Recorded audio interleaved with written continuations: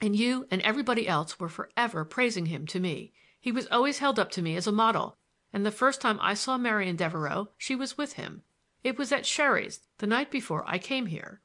I suppose she reached St. Agatha's only a few hours ahead of me." "Yes, Sister Theresa was her guardian. Her father was a dear friend, and I knew her from early childhood. You are mistaken, Jack. Her knowing Pickering means nothing. They both lived in New York and moved in the same circle." "But it doesn't explain her efforts to help him, does it?" I blazed. "He wished to marry her. Sister Theresa told me that. And I failed. I failed miserably to keep my obligation here. I ran away to follow her." "Ah, to be sure. You were away Christmas Eve, when those vandals broke in. Bates merely mentioned it in the last report I got as I came through New York. That was all right. I assumed, of course, that you had gone off somewhere to get a little Christmas cheer. I don't care anything about it." "But I had followed her. I went to Cincinnati to see her. She dared me to come. It was a trick, a part of the conspiracy to steal your property." The old gentleman smiled. It was a familiar way of his to grow calm as other people waxed angry. "She dared you to come, did she? That is quite like Marian. But you didn't have to go, did you, Jack?" "Of course not. Of course I didn't have to go, but—" I stammered, faltered, and ceased. Memory threw open her portals with a challenge. I saw her on the stairway at the Armstrongs'. I heard her low, soft laughter. I felt the mockery of her voice and eyes. I knew again the exquisite delight of being near her. My heart told me well enough why I had followed her. "Jack, I'm glad I'm not buried up in that Vermont graveyard with nobody to exercise the right of guardianship over you. I've had my misgivings about you. I used to think you were a born tramp, and you disappointed me in turning your back on architecture, the noblest of all professions.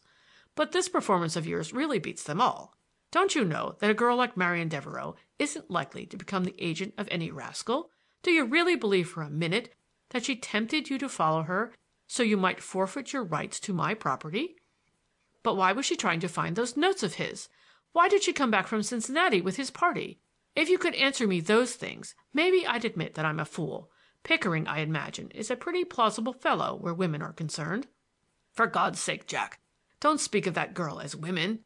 I put her in that will of mine to pique your curiosity, knowing that if there was a penalty on your marrying her you would be wholly likely to do it, for that's the way human beings are made. But you've mixed it all up now and insulted her in the grossest way possible for a fellow who is really a gentleman. And I don't want to lose you. I want you here with me, Jack. This is beautiful country, this Indiana, and what I want to do is to found an estate, to build a house that shall be really beautiful, something these people hereabouts can be proud of. And I want you to have it with me, Jack, to link our name to these woods and that pretty lake. I'd rather have that for my neighbor than any lake in Scotland. These rich Americans who go to England to live don't appreciate the beauty of their own country. This landscape is worthy of the best that man can do, and I didn't undertake to build a crazy house, so much as one that should have some dignity and character. That passage around the chimney is an indulgence, Jack. I'll admit it's a little bizarre. You see, that chimney isn't so big outside as it is in." And he laughed and rubbed his knees with the palms of his hands. "And my bringing foreign laborers here wasn't really to make it easier to get things done my way. Wait till you have seen the May apples blossom and hear the robins sing in the summer twilight. Help me to finish the house. Then, if you want to leave, I'll bid you Godspeed." The feeling in his tone, the display of sentiment so at variance with my old notion of him, touched me in spite of myself. There was a characteristic nobility and dignity in his plan. It was worthy of him. And I had never loved him as now, when he finished this appeal and turned away to the window, gazing out upon the somber woodland.